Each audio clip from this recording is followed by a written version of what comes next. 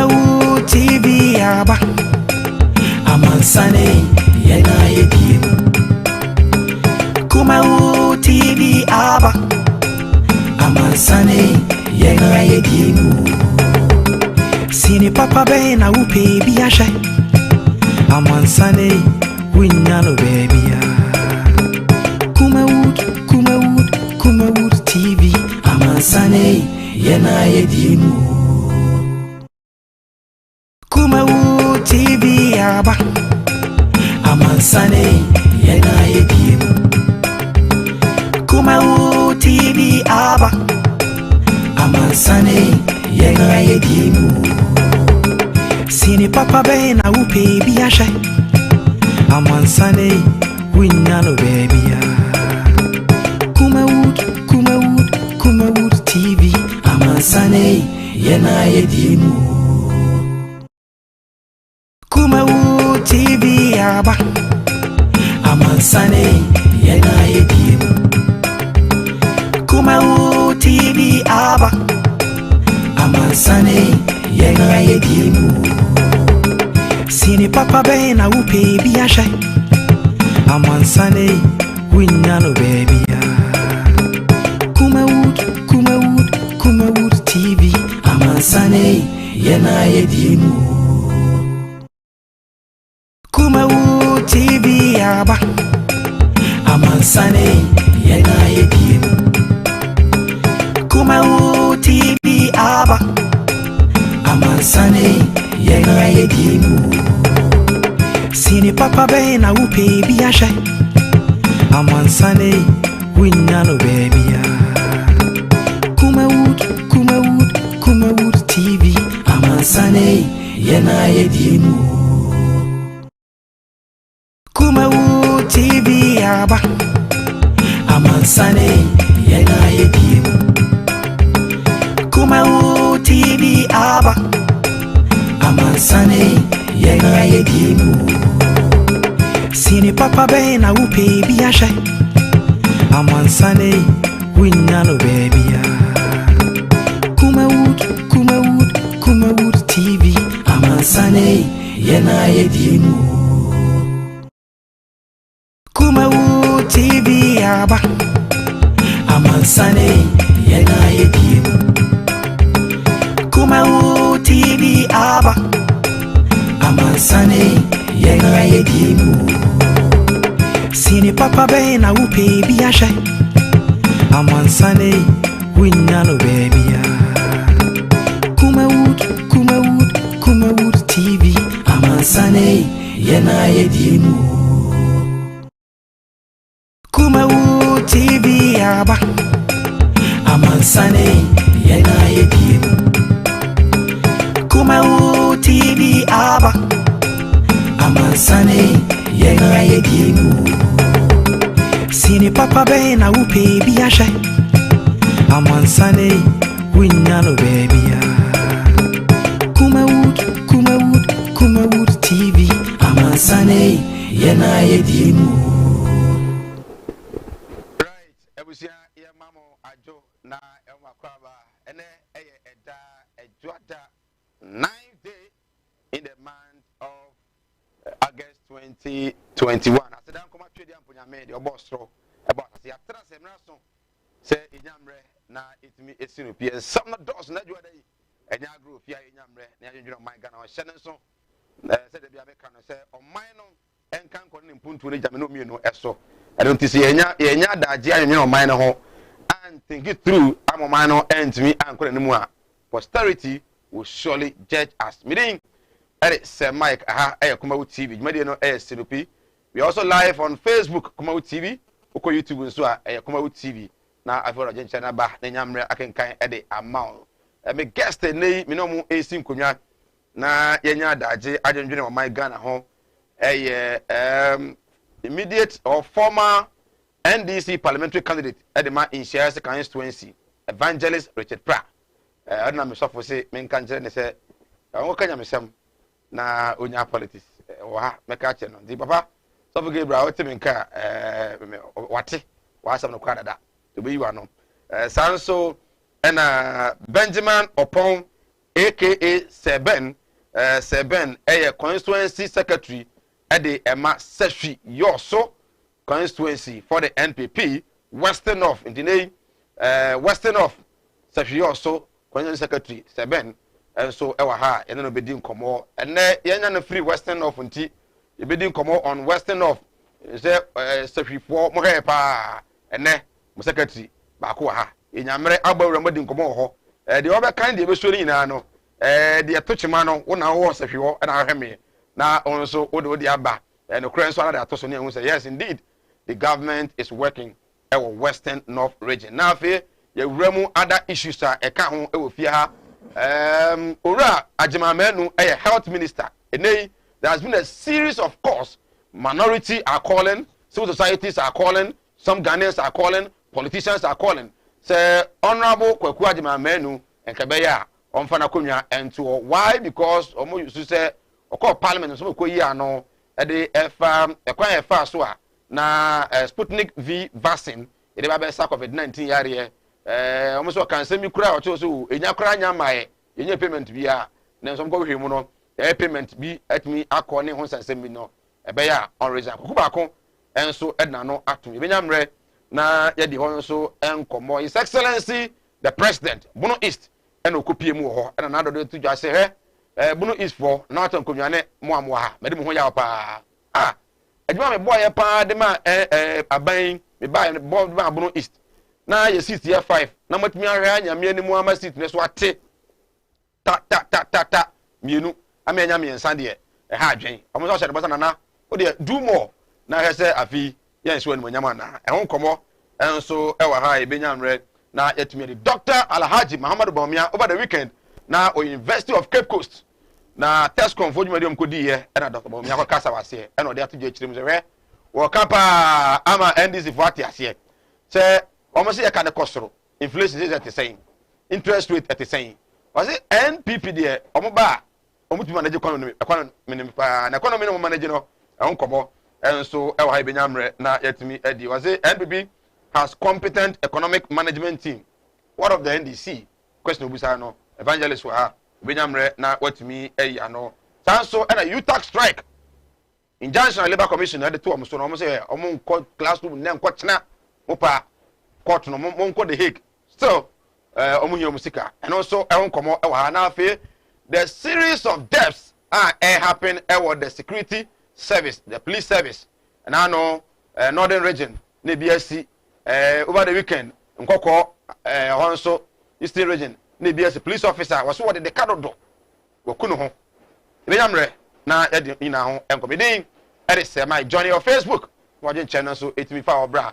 Numbers the good screen as you know, watching share the first of all. Remember, let me I can kind at the amount. Ma, memma, abusi afwa kwaba.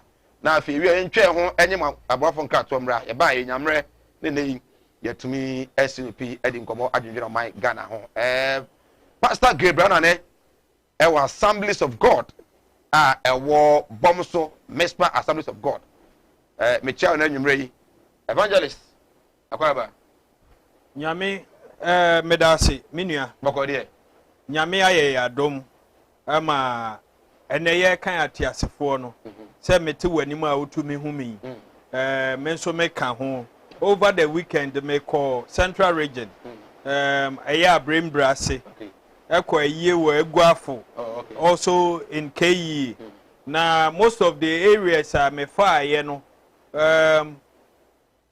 that a year ebi was 60 a year 40 one small village be Ankase sa memenda na musie nipa 16. Wow.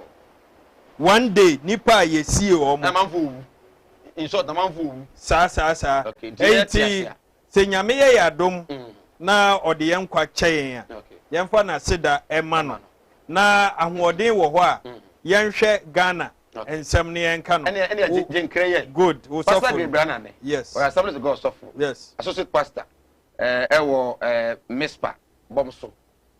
O se me nkan kire o se jai politics no nakoka nyamesam na ho na bebo edi kan no meda wo sofo na se na mafa ne se eye futuo na eye na dwen kire se enye ono na kan na ye obi foforo na kan anka meka se nipa sa nipa no ye nyatwom ana oyɛ hypocrite. Okay. The reason being say Bible na ye nyina yesua no e prepare yen towards that nkwagye. Okay. Even before that no ya setena mu nsɛm enso ka ho. Ɛno nti na Yesu Kristo won edi na chi e come day won no ɔma wɔ aduane ɔsan yarefoɔ yade sɛ obi yare ne yɛsa ne yare na ho ɔde yɛ den ɔde bɔ ɛbra nti minhu nyamesom bi a ɛkyɛn ɔman yi ɛho nsɛm ɛkaeɛ ɔman nso a yɛwɔ mu yi 2 political parties ɛna ɛwɔ ha ɛte sɛ kaa wɔkɔ nkran wɔ option sɛ so deɛ ɔka no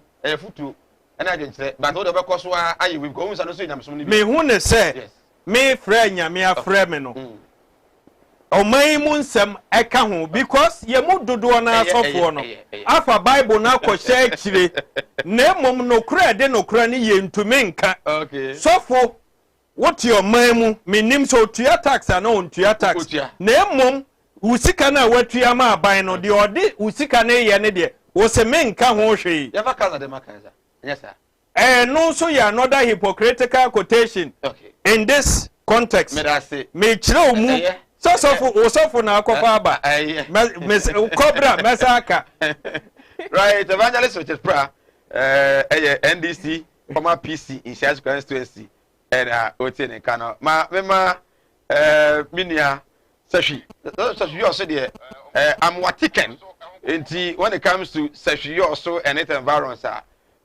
minimum hopper ma 7 akwaba ben akwaba I'm Joseph. Boko there. Feed up when Yanko Padarma or the Ache. Safi, to say, we also hear Boko. Yadaroma, every Yadaroma. Okay, see our Western North, no. The whole region. This is also a regional capital. We are your Kufuadua, intimacy. And then came to me, Simum. I just such a sense of yours. And when you first say, the Wawe Cotton that also very cry. Unity.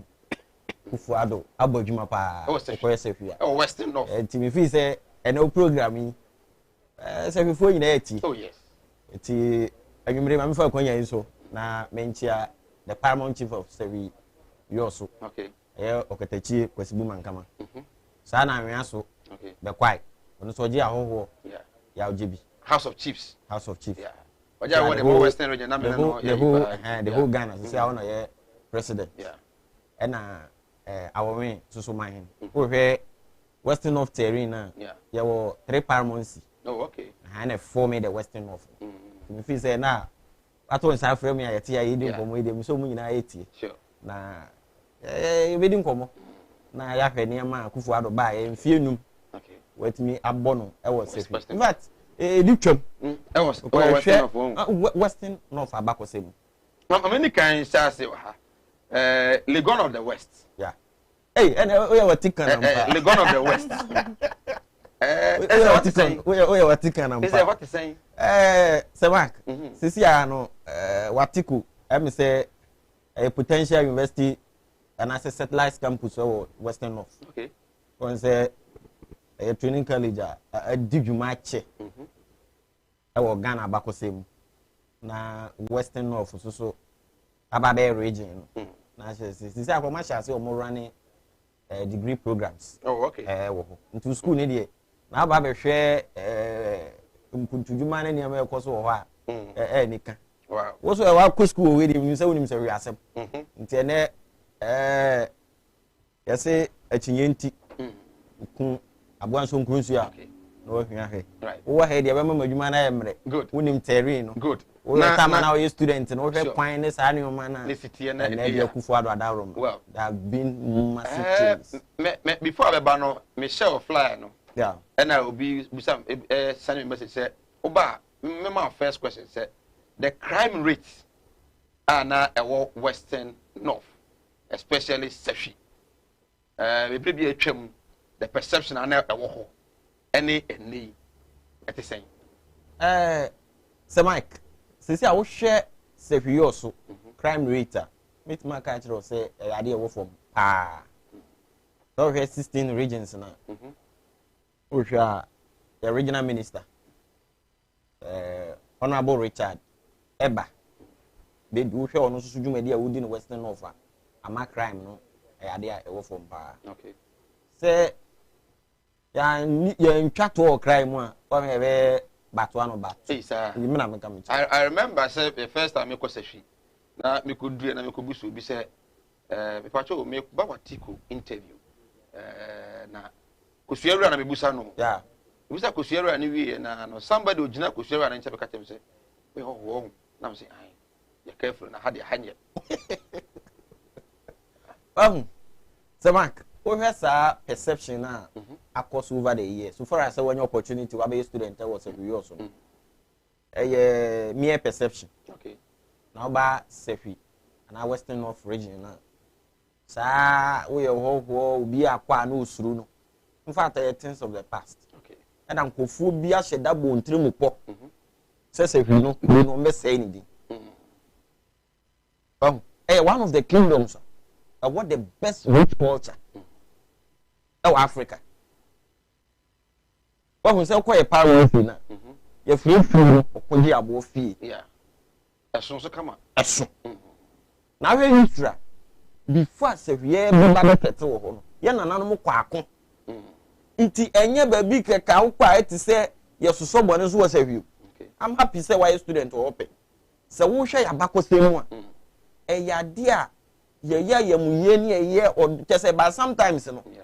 Media for na ya na blame sometimes people stay Kumasi Accra na fake news be no ma carry about say okay it is high time your political leaders and your traditional leaders ni na sorry waka say sorry na say we need you project the good image now okay right. Because it would be anyway mamre is a project right mamenchi akoto akoto I don't think it was second was akoto I believe in him so Sam Scott. Yes, or a part of one more champion for the creation of Western North. And he was a colleague. Sure. Yes. But my ready mon family kosefi. Yen shasi ben yen shasi as a evangelist. Okay. So far in terms of rules at the same I was a few. Sir Mark. Answer na measure your development na say no maminchia President of the Republic. Okay. Nana Adodankwa Akufo-Addo. The Vice President. And a political leaders. I was a also. The regional minister. In fact, one of the best regional ministers. He said one of mine. Wow. Yes. Oh. Who share program ni project. If you say pictures ni na. Yes. You may be or buy. In few months now here an agenda or champion of Western North now. Or your youth so. Not just say he's making a good case for the youth. In this country. Okay. 80 onoso mechi am. And I'm feel you also be there me MP Honorable Dr. Kwaku Free Minister of Environment. Yes, for akwa bi so na we butika na edu na mo. Ye beba ho. Ye beba ho. Mo fa mi anga we. Debi. And this is funny bomb ho so mo ye press conference na yes o. Mo dey affect. Debi. Jeni wa ba ye to ye. Okay.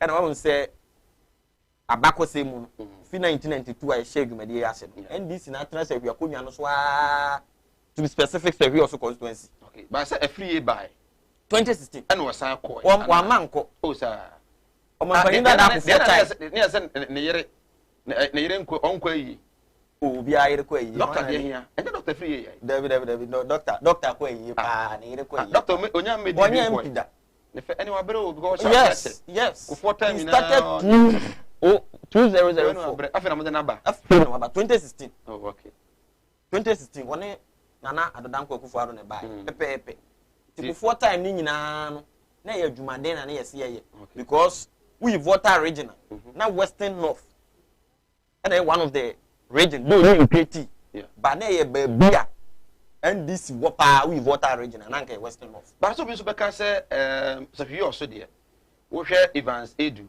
who was the then Western Regional Minister. Ejuma no wa boss if you also people cry say you are not fair to him. Say mo to abeti ano. Oh there be. Who can say we are not fair to him and also so there enye true. Because na make 92. 2016 and MPP Timinya Konya was serious. Look at the number of years. Okay. So but the last 5 years Nana Adodankwa Akufo-Addo buy now Honorable Dr. Kwaku Free buy. Ohona dwumadie coast where Western North. Western Specifically Serious. And Serious is a regional Capital. When you're for Yanyanfo. I just said you my name. Was it? I just saw. And I make us say. And you're no fool. I'm supposed to say, I am one fan called baby any because baby any super. Oh, when only dear, we share regional capital and decision. Nana make come. Ya him for no crowd no more than your political leaders. Ubi in hope. Umina. I was about radio. Yana prayer, Omania. Nti enam nana adodanko kufu adoso e no be share MPP manifesto say ye moane nto abama no 2016 na se yetimi to abama no 2016 na obe no push say you bet manya right I was saying Western North Ben NPP Constituent Secretary say you also or no do say you also no a we say kuroketua bi nya ketua de but why a market town I don't know if I say Junase, and if you also for no Abrosana so, no mugu, now Abrosana so live you guasia, say was for no guasia, no article for no. You didn't come the creation of Western North region. And Nema Pabe na Abahwa, and the Umbe Unu say the reasons are Abaye de Maye, says or take new regional, a man puntu abano, at me Abba. Yen shall see on roads. So if you mark on the don't wine yet, Abaye Baye, what has he's been able to do. Samak. Say on record, Osha. Nana Danko Kufuado by 5 years. Say we also. And I said Western North. Yeah, idea at the walk why na ya hemfo. The political leaders who be any gym. A region president created the mind. Region no crackeno. Oh yes. Okay. Is it 5 hours?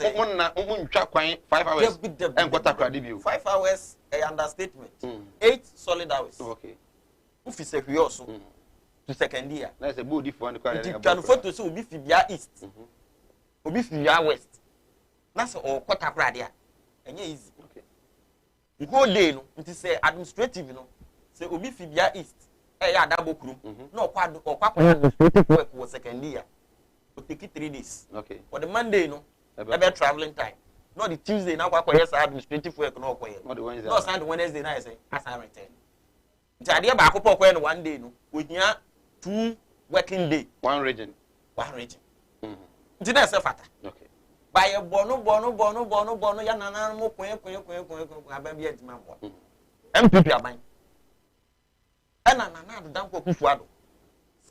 So, or by any fee. Catch Nana. Nana, get a cheap was woman. Was this a move one to Abama? Sefi. Me to Abba. At the man, another number president. I mean, making sure say Western North from Sabeka. Don't know, behold. What was CIO? I'm at the last 2 years, Mrs. Siano. Western North. Okay. I am rich. Is it young running to know young shark quine? I say, we also now a original capital. And I now can say, yes, will be a okay. Ya him for in our command in Bumba, and on Jitum's original capital, in Family. Okay. And your political leaders who be anywhere who protest. But I think I will win for no into for non communia Western region and Uncle And yet, now win for now win for a you for originally non come plan. Right. Monfa no kwan bi a me say we need development na abane dia. Monfa nto so ma me kwan we no kwan be no. Asa bopemu na monam yi o. Kwan we. Benchima junction. Benchima. No ye district by. Between Piaboso, okay. Serioso. Okay. And Abia West. Okay. The Bisu is some. Okay, the Bisu. Okay. We are a district me and a bush. Okay. Na Sakwa we so international road. Any every course for Fahabaka to see every. More a different one. A quiet one. Okay.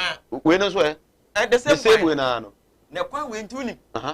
Aban ababo nyina die ba budget mo ntumi nya kwan we. E ti se unko mampo. Asante ma. Come sa ba no. NDC afi bia on be se budget. Ye be ntima kwan ye ntimi. President Nana Danko Kufuado ba no say. ba Western North 2016 omampani na da mahama say me na mada na se dua kwan nyina waye akwan ni nyina na ase president by na say oyo ho we December 2019 and the vice president of the republic okay akokate so okay see yenye sa kwan we 38.3 kilometers road wow almost the 28 calendar months and the bay nti edru stage na edru no ani yes so mo do asempa na ye okay na ofi asempa na ye na ukọ adwofia se mark eye kwan ketu unu ha ne your friend se pass kra na che se kwan na ye yes okay me no kase e kwan 38 almost half of it o ma gulu kota o ma tie oh we no me na me kam chiro oh sir yes oh okay nti in no time no sa kwan we no o mi twa de atu na o hwe designs pa o ma na kwan no so na na MPP aman pe na beti mai wow the bra pictures no ko design 28 months almost started December 2019 right vice president of Ekati so in terms of rules the obetumi aka say aban baaye ana mo team ho no abo mo papa anya no nko a we mpo de we na the major okay senka MPP aban ye kwan we no anya se hwia kwan bia nke credit mo pe yes ana o gusu so ahoye ana nya we so nko ano ye e kwan kitten district bia so na ho de na mo de year of rules no mo hu bi papa o be se we so a right share binase eco zuzia contractors no so aye dua ba bia dua no so mo mfa quota ne ye de engus abuja uguso Sinopi live here on Kumawood TV me dey say Mike me ne Western North Sashi Yoso NPP secretary and Afin evangelist Richard Pra NPP communication team member Sante region former PC in Shayeso and Edin come on so a village boy nti baby sa ndi akopa so no gala crab say no oye mine well yes sanko na yenkonko hwe in terms of infrastructure no yen hwe regional coordinating council edan bi mo de WhatsApp me hu ye no sa fe bi no I don't know regional coordinating council yes RCC there be anyway ya we okay yes we na RCC no yes we no si fan council of also which part of Sefios Watiku I say odu babia school no wana go straight o da dem yeah what tra go straight okay unko Kestown un say school ni na ko anim kakra na Kestown branch na ko Kestown go straight to go da dem bra oh na Sefios on your left so you also atre me na me kam tiro say what am go see regional coordinating council near what a very standard one okay say no currently as we speak no e fan he na regional coordinating council wo old Adiemra Sefios no currently yes na and how can be omo operate omo was say yankasa oh time e te region omo high apartment and omo running region e free okay the regional coordinating council na rented apartments okay like for now no we dem say very soon omo ceremony e say fatana minister na pam for society na ba ko okay mo fa me ko affordable housing no mo affordable housing dey me say me hu ni ye sa dey yes. This is your affordable house. Yes. This is your affordable house. Yes. I will find. Serious. When is Zozia? Zozia, yes, I know Zozia. Who do listings? Don't better company, timber company, West Africa, can't take listings. First, I can also go Zozia. Okay. Juana. It's affordable housing. A best saying affordable housing. Before I want my ready to. Okatechi Osibumo Kama. Omunya nyu ye kra no. That I the paramount chief of service yours. You know can say Oma wie bi. About how many no musi? Bebre kwa am say over 350. Okay. Ados. Okay. Now, your mo ye ni say we ni nye NDC for the any bi. Mentiase. Oh. NDC dey no we. Sagle me dey no. So on say this. Aye den. For onye 419 dey we dey genuine pa. And I am fan to one time, a man from where you and over the workers at no way. Wow. Me no can say if you are ready man over, but my workers at. More your development in our session or so. And I say, we no free wa. Say one penny can a baby so, I say, Bia, say ebia a Greek regional na ebia more free the regional capital na akọ other areas.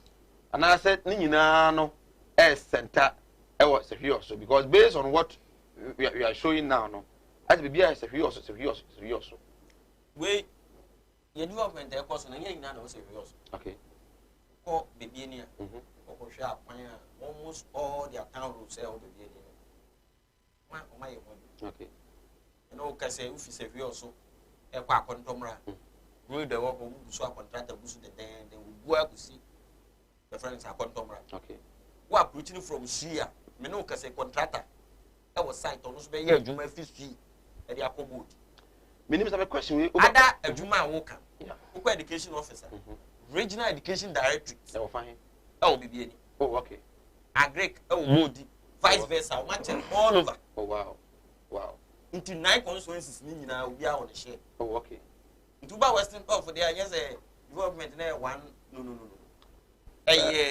scattered all over the region abanko although you're a politician but you're a youth as a youth I was secretary Western North would you say this current government no I am very helpful to more Western North Sabak wo hwe asoma mekan ya anya ni nyina no some people project be at buy ya to the drone center thought him yeah Western North ya nya share mo original hospital of fine regional hospital that was a also we are nursing training no one oh okay and okay na uye no wa ube hu say yes drone center it's a half it's a part of Western region and even part of Ashanti region and you have this facility that was a also wow enti eba enye mu asem na we nye friends and green real memo ma project sa drone center no one okay na wo hwe then dey see ho na ni dwumadi a wodi almost all the health centers I what region mu nyina omo deliver essential drugs no inti who compare because in the Western region there it is a Western of there it has been a strong hold for the NDC over the years still Sokrano NDC still omuguso a omudi would you say we nyina no and I still na NDC that's one majority of Western yeah ba o si yem compare e dey na wo compare those center o man si bi no a ka say o compare o man yiwe akwan ya yeke NDC for do mutimi ya ni so ko share budget ye ba be ya to abati o man ti man ya ho hwe road the free sefi be kwai no sefi be kwai eko even be kwai kra baby ani ekwa kudu yo so ababe na Rollins okay Rollins yes I road okay ufo so ba ye no ufo na be ECC sa kwa okay nti both government no share responsibility that was our road right we here no fi wa ufi sefi yo so echo sa kwa ni na ufo patwa and the first 42 km okay ufo o ma dada woman is who am messa babusia go so RSTNP we are live on Kumawood television Sefi also Western North region Hong Kong and yene constituency secretary for Sefi also Ben AD Hong Kong my understanding no still no say we see can I say NDC am one na ewo Western North compared to NPP na for instance bra ni nyamre enkenkan entimi emfa ema you go so edin komo evangelist my mra ho what the Salamasi Kano uchini a lot and I know as a politician Sefi also Western of Hong Kong na edi what is sama waka die what they akire ekire Ghana for nyina say in fact we hear memu pa dia as MPP for no ebomodin oh Western of that's what he is telling us say Mike mamenfa nchia kese ma omo ajebre tie Kumawood ene juadai minchia yo sofo Carlo Enchi Bodi Patakru ene Bonsun Kwanta ne ho nyina Western North ho nyina na minue waya attempt as a secretary for the MPP there near was oya na wayi but me ma ahwefo anyanti ase say most of the pictures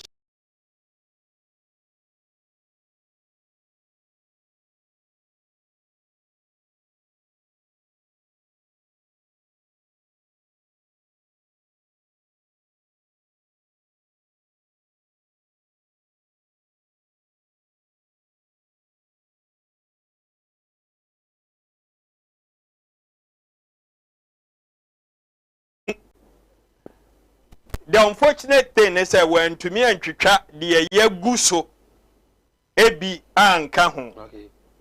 I say you good so. Good. At least okay. Almost 5 years in India. And for how lazy you are. I was say would to me be kakra e bechere ye she we ase ye wie ene aha na ye move a ye to aso eko. Sabano Western North, first now omone Western region in Abu. Yeah. And then precisely the who they call Western North region. It is evidently clear. Say MPP mbo mo modern e was our region no mo. Because from 2016 ni ebetumi aka say nanado no ndi adieda. Enti oba as a first timer, but from 2016 to 2020, near see work one of their constituencies, a quite omofa so free, and this in some. Oh, they won. Bukata, Takashi basa ye, to trust some now, Modeji seat, no. Oh, they won. A be our court near there. Near me pesa me train ahwefo adwen koso ne say that region has continued to be NDC stronghold, and then as we speak, 9 constituencies wo ho NDC wo mu nsia MPP dia wo mu miensa no mpo baako eyebu kata enti nipa ehwe yen free Western North no omuni Bob Malika, or say he who feels it knows it. Omone nemu entia omunya gidie wo NDC mu. But obviously can say gradually a free NDC because as you are saying, I think at first near 1. Good. And I feel yes. Be 2. There was a time it was even 0. So yes. Enti dear chrono say kose ya. Yes. Said it tells you say they are making progress. Progress can be negative or positive. The reason I make and say today you may think say at a point now omu ni seat crowd ombenya 1 beye 3 today and 3 no kra no 1 aye Takashi atutra sam soldier for etuo and omodeje there was one polling station omukoje omo ballot we say no omu duru ba bi omo pai no say no because now why NDC stronghold or he knows what I'm talking about. And Tisabano and Puntujuma wa at least say the minua bet to me the actually edit by or the actually certainly Oma creating new region. There must be a center BB landmark Chresa Hano region nitini enti where the administration or musino. For me, any news. It is because your district be over. A creative year by a district for years, and that's so hard dying.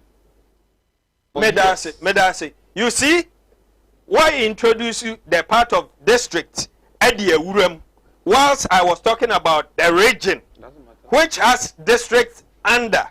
It matters. You cannot compare a region to a district. It matters. Let's have an intellectual discussion. You do district, we can settle on that. Today, as we speak, yes, there are certain districts where our office, Yenimbabi, our office, filling station. Yes. Ain't what a development, and you're creating a regional per se, and a development, eba, name districts, and a day development ever. When you go into local government, study of local government, region, the unya criteria, the notable things I was away, administration. Okay. Sabana Diakana, it goes down to the districts, which are under the region. Okay. Enti, Minuya ya DB Saba, roads, may you happy. So to me, I am honest with that. Say, NDCAB, President Kofoba Obetuasu, and then most of the third roads, majority, yeah, may person may use percentage wise, but majority NDC in a year. Okay. Even some of the roads are here to us. Some were given under John Dramani Mahama under Cocoa roads. Nanado buy or be freezing in us or more year audit near dear. Unim say, about roads, Okohua. For instance, a Juma Yeno as a sinumuno, would die to wa. Sometimes it becomes counterproductive because yaye compacting, yaye gutters near the Ujai to Nen suo sha say yamfa bitume na nguso. Na sa hohoro a eyeka foforo na aba. That is what MPP and Nanado aye. Inti if eneno omowie omo auditing no omo toaso a me I'm on the side of the good people of Western North. They need the road. Okay. They need hospitals. They need schools, which NDC gave them some. Still, enough. We must add on to it. He touched on this major road that yes. he before. Say, but that is the first time. Yes. They will be very, very okay with it. If secretary no oka sa me rebe ho amano say original emaye gold massive regional emaye cocoa massive.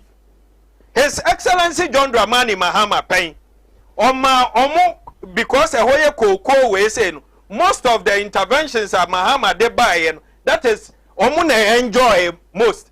Oh, okay. I'm talking about free cocoa seedlings. Omunya bi farmers ni nyae. Free fertilizer. Okay. Farmers ne benefit. And then under Nanado, they are selling the fertilizer to them. Where the free no kura oma pepaso and omo di bibia kataso and they are selling it to the farmers. It is not fair to them. Mahama making sure say cocoa price at that time no na chese wo so ra wuji usika wutumi de ye bibi. And then Nanado say watumu no mpo no. It's saying omoje sa bottle ni sika na dia no mutumi de ye the purchasing power ye cocoa sector na ye economics ayeti ase aye no ma bi te say meton mi cocoa no chense a roofing sheet dodo a metumi enya awom cement dodo a metumi nya awom a menso mede ba ye me dan kura kakra bi or the pictures ono na de ba ye say omu see affordable housing ama ye hunu for me. If even a year one in Pua, Ghana ni bi benya baby ada. I'm for it. But the dishonest aspect or say or this saglemi ebe uremu. When Ghanaians saglemi a danye sisi ho and Nanado a danye say today unim say ya kwaya auditing was saglemi no who say a dino and I'm say siwa yanye cracks bam. They will have to spend $32 million to repair it. Which government does that? It's only a wicked government. And this, my brother, will free the Western North war, Saglemi. I think he did not help his party. Okay. Saglemi, and now the Green Book, and your Green Book, Munuama. I shall say the Green Book by almost say a book, Munuama, a new form. But, Joy, other media stations ako channel o ma hu say enye Green Book na de na form. Okay, my main message obi dey about personally I say good evening Sir Mike. I keep on saying your show is the best. I have worked in Western North for 14 years as a teacher. Anytime I have to go to the regional office, I would have to spend more than 500 Ghana cedis. This was my major problem. Today, thanks to Nanado and his government for making things easier for us. With my small motorbike, I can get to the regional office and return to school the same day. Ask the NDC man, when you compare these two scenarios, which party should the Western North support? The question, no. The good testimony in the question. Good. I'm happy. Woman a testimony. Say bano to say by the nature of the road, you know, into an affair or chair or boka and they are working on it or there's work has been done on it until he spends less or to make the motor. I'm happy for him. But the results and the records shows say the good people of the Western North MPP. So I'm not the person to answer that. The figures speak for itself. Inti adia medebe manono. That's the answer. The good people. Okay. Omom share NDC and Monyam. Even John Dramani Mahama, they vote massive. Omu GDA, and they will continue to have trust in the NDC come 2024. MPP must. Omun to me first abukata no enko 2024. I don't want to prophesy. They will lose some of their seats. Omoya idea in 2024 will be 1 seat. Okay. And I was go so here numbers na go screen as no na messages no aba so bra na enya mre nken kan my numbers no na a good screen as no for messages na bra dem dey aba so enya mre na afi metimi akenkan ban for no so na me ma no AC no. So aside the cocoa maka ho asem minuanom ne mabusuafo e Western North omu di adanse say NDC ebo no homoden chen even anado power one in some sabano the mining sector na onim say ho mu to gold or pa say awaso I can say nanado anamon tuo a 2 year ewo this galamsey ne illegal mining ne ade no affected minuanom e wo ho no papa and it's still affecting them. There are even reports say today as we speak most of the mining sites no MPP guru subi and a I feel say ye wo man mu MPP ni ye Ghana ni NDC ni wo ye Ghana ni say bano indwuma ne say obi ansa beko na no a it must be fairly distributed, shared. But this idea of MPP need the way they are grabbing, especially their leaders and executives, I think it's not helpful for us to build a cohesive nation. Omaya, fine, minuya MPP ni me NDC ni, but yenya tamfo eya adwenchere. But a komu hoi e de anibre ene eba. Right. Ogo so RSCP, we are live on Kumawood TV. Waje chane fabra na enyamre nkenka ma ne ya bowremu pa our Western North region. And some of the testimonies amode ba no, I think in terms of region no closer to you no, you appreciate it so much. Yeah na adwenkese I decided the buy no as at least no dey bitaka say my idea pa for we can cry so na fe ntwe. Oh, after 20 minutes in England. Okay, we are my man on that privilege because Unim say the privilege was with the time or you here. Sure. But see be brave. Na ba bia make correction akra say ye Jeffrey MPP 18 ama state no do na e wo NDC for this. Enye no pray. Let's say on kono go history. I'm happy. Students of politics now can't say you do baby no. 9/0. Sit ni na NDC for the. You do baby any the fair seat. Yeah. Moje. Eji. If you wo as ye beji yours in your contemporary book 2016. And I have records and as a student of politics. So we have 2020 about 2 years. Regional one lose seat Western North. Credit to the regional chairman. Any executive, she share any of the money on my. It don't mean every candidate has a 1 year in a year of human. Identity. And you lose. We are not losing. Now, a presidential voter. Sebioso, a contomra, Bibian. Nina, you also a contomra. For instance, first time was Sebioso. And we presidential since 1992 elections. Oh, okay. Ukobodi, Ukodaboso. Nina vote increase no. Economy. Education is 2024. Yakwa kwa jisi tini na mu mai de. and your friend this food. Okay. We are looking one. You try or fertilizers. Any, fertilizers, some new crowd, why you're a crowd. I think I trouble. You better to us.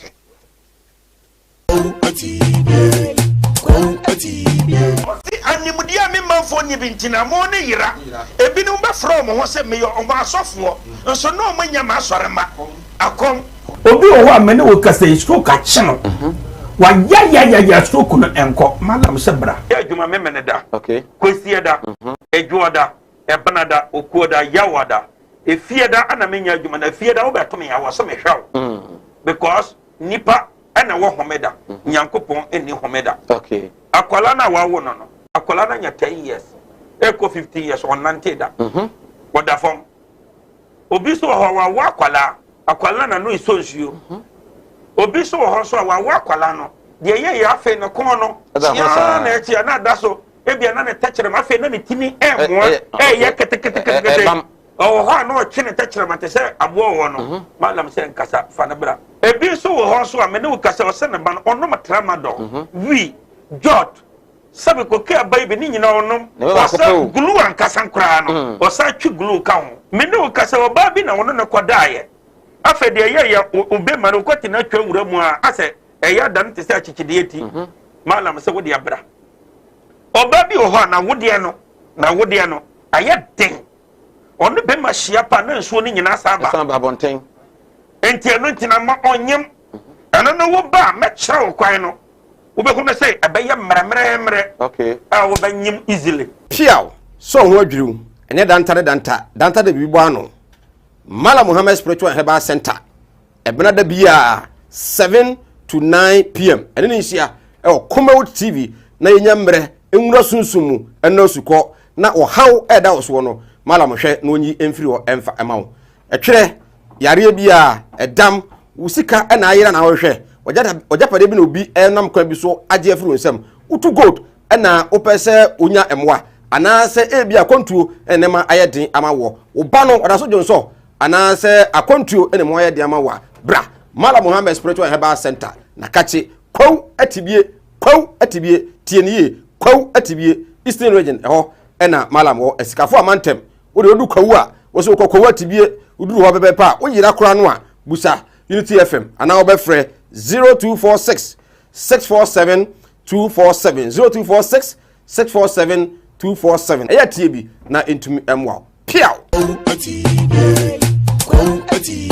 en yaro ahodo ben na agi ni padua no aboso yare bi ti se eni yare akoma yare wadumu ato wontimi ndidi oba ne barima wontimi nwo me kanfo tahwid naturopathic clinic adodo na efreye Madam Katri clinic di amawo Madam Katri clinic enam homeopathy naturopathy subetu yare nyina efri ho ye ne kofa bae de Madam Katri tonic aba adwaman so eboa siesie ni padua no ni titiw e de ma emma wonoma wo fichiko ensisi so yie sa wono Madam Katri tonic eboa e ma woni padua no enyini yie na aboa ma wo fichiko so aye kama ye won fidie wa waso ye de aba adwaman so ye de hwehwe di padua ni mu eyi yaro ahodo ahintani nyina edi Katri clinic ewo Kumase Asante Mantembu adi ne yewo Madam Katri clinic yare nyina last stop FD ya hwehwe sei dwadi ka to yi mu age atum se eye well all kia you say free mu why the den it be slower we na fa kokko we film na say dia wa wonu tua wo fa say no mo ye den ma me ti we na wo yere na mfa nkonkoye diguma na ma me why ebusa yenko Kumase munko Kumase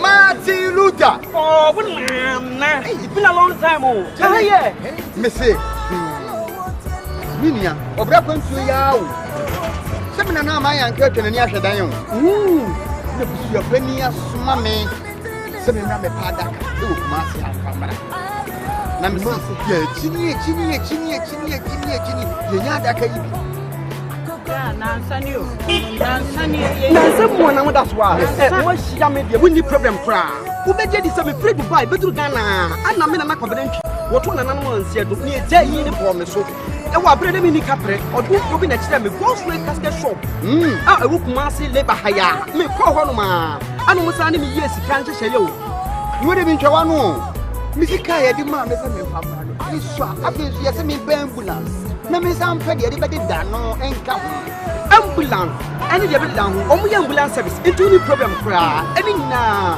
ye here ni say ubenya sika kakra bi di ato ase you know say Kumasi stay by plan o ye ko na me ko kire o some who's way casket shops here ye wona come be they say the movie now who's way casket shop you will Kumasi Infantile town ye the labor office na ben who's way casket shop ana we are the dealers in quality local and foreign caskets. Job training. Kumawood Training Institute. Say dear, yasan at the baby for frokra and na eba. Yasuansa no juma bebre. Na de ya di bayi dear. Eya duchum. Yanyen wo baby ada. We eya for frokra. Ike 1 any Kumawood TV akaboma ye de ebreo eye sonko kwanso kra ye be kire wo niam bi te se invisible biofield digester eno no ye nto blog bia ye no form hosa enti uba unhu se ye bibi te se o flash ya na ahye unhu nanso o flash ya na ahye eno ane efre no invisible biofield digester we onsuan wo babia bra na ye nkire e wo Kumawood Training Institute afei so ye be ye bibi ti say milo making eye milo ye de ye tin e de ye mpampa e de ye niam wo fi anopa no bra na nkire se na esi ye milo eno no wo betimi aye akoton anya sika afrimu afei so sane ye si e de soya beans eye nido bra na ye Elsia Yansan Emma Akwaba Ugoso Sinupi. We are live on Kumawood TV. Ojane Facebook and so Kumawood TV on YouTube Kumawood TV. I mean Aduma Menda Ebe and Kumawood Training Institute. Yeshe na afi yetumi edit training no ede abrewood. Baby awo bia no 300 Ghana cedis. That's open manpower.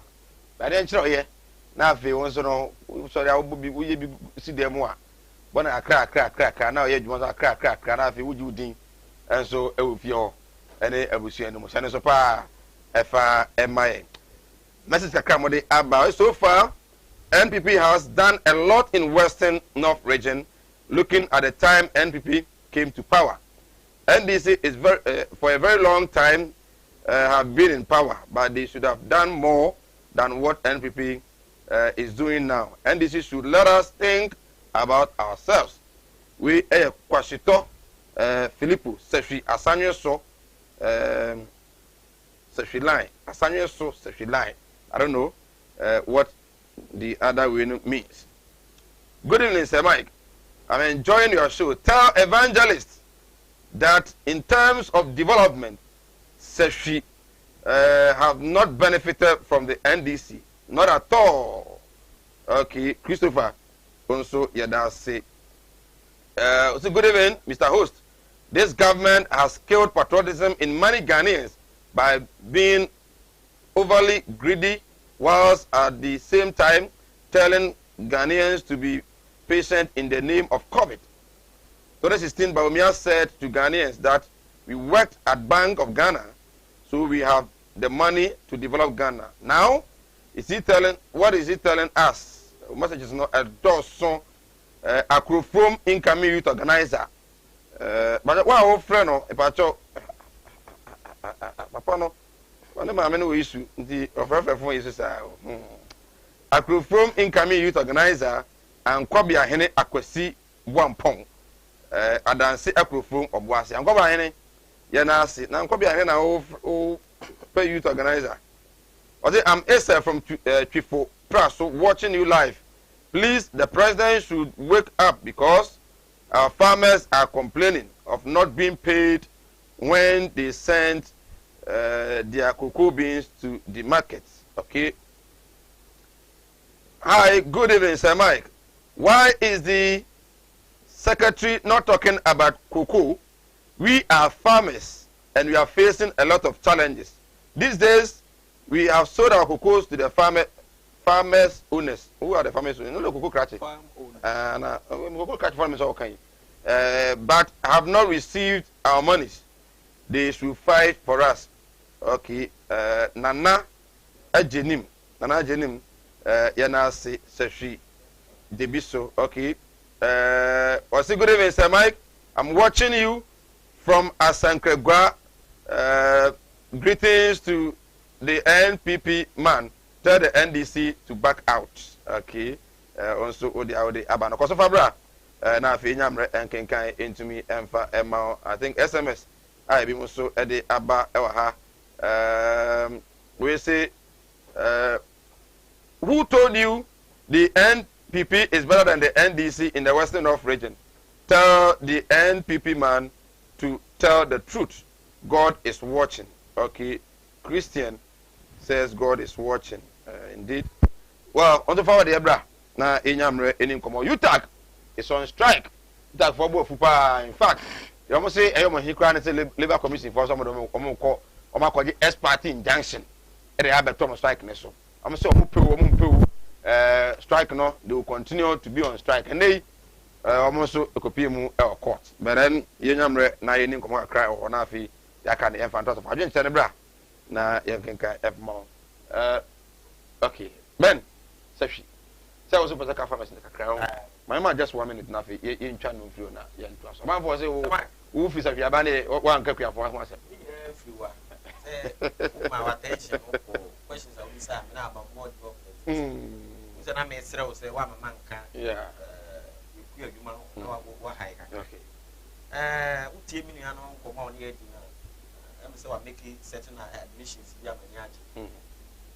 Over Western offer. Oh, sure.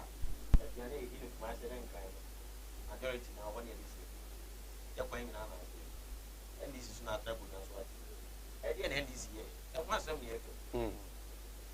But if you can end this for the Casa, Mana and Casa, want to make it. And is it for no? Yeah, you see, I'll buy your sword. Side road. You must pay it to pay your Juma. Buy not for priority. As you see a poor, what is this here? For the first time in the history of this country, yet me 80 over a million. Over a million. Yeah. Unprecedented now, can even move. And people are bound by it. Next year, when you put employment, and what will ever fall? Okay. That will cook a cranaka. Then, artificial hand pollination. And on a result, you didn't buy any process diamond TV. Don't work. You ever do any? The first one, I don't know. The man who bought double group. Yes, a double group. I'm say, I'm here. Say, Cocoa board. And you may form more double crew. And an adjumai, only pending for a child. Double crew was some, and you can say you are double crew. Yes, the same day. Dabosu. Okay. Uko bodi. Wakwa akotomra. Wakwa onwe, wakwa so ama no abayo so be bi ani. Sama, uko e wo nyina no abind the policy abai friend uko re up. Okay. Ebra ya hit over 1 million. Abind any sign hwese. Uko na yese no intrema. Se bia. Sama na ni se me wo ni se. Wo e koko kuani. Na o ma ho kwan de mi koko awu abind meje. Na onya. Abind we yes, come on. Now, you are Sunday amount. Well, we could do Mabunu. But a friend could go rehab. Okay. Mabunu, Momu, and answer could go there. I have provided for economic tree. As in, we are sick of one. I'm a bench and I'm a good and your program, my airport. Now, what areas are not by any in our Western world? Now, what do I buy no yet? I am. Fertilizer. Innovation is you grab one you and another number of people the Abaku sector. I did it. This guy no fertilizer. This guy who cook any young of fertilizer. They are forming cooperative. And for the first time in the history, they are the fertilizer. Cocoa machine. And cocoa machine. What will you have farmers in some magic? Okay. They will not pay one person. May I say, listen, Mike, this is Awuche, you also, Seben, more fire, incoming MC, you also. Oh, sir, Sajan, incoming MC, oh, okay, MC, oh, okay, okay, okay, good evening, sir, Mike, tell the NPP man to stop criticizing NDC government because the NDC government has done a lot for the good people of Ghana. Derry Timothy from Wa and Derry share or the free Abba. We say we are proud of the NPP government from Ronat Sewin Bekwai. Secretary Bekwai, I'm supposed to say Ronat Secretary Bekwai. I say they are proud of the NPP government. My also was sending pictures. Be I say yes.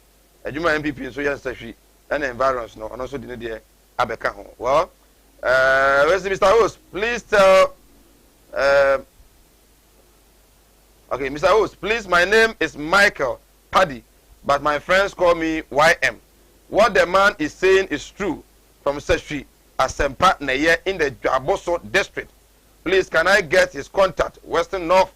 Okay. Western North messages never no doso. Messages never no doso. Papa. Na I can carry na the amo. So far there, bra. Now, the picture said the Western of Ankasa is the here. Well, my evangelist strike. Evangelist strike. Yeah. Strike. I'm just saying I'm going to say you talk for the propaganda to your buy. Come with that back. Classroom. Yo, Messanso ada wa CBO. Minuano menti ade ketu bi. Me wofa ewo sehwi. Na ose odi koko wakoto ni koko. Ene ye kasai ne nsanka ni sika wofa. Yes. So you fine. So if you call the message about someone so sanka mo dey. Anu nti wo betumi aka yeyewe but koko kuani no ne nsaka ni sika na adim. Okay. Eno na one ne yire ne busua ebedi. Nti se ba no 1 million na ya hate no. This is not the first time.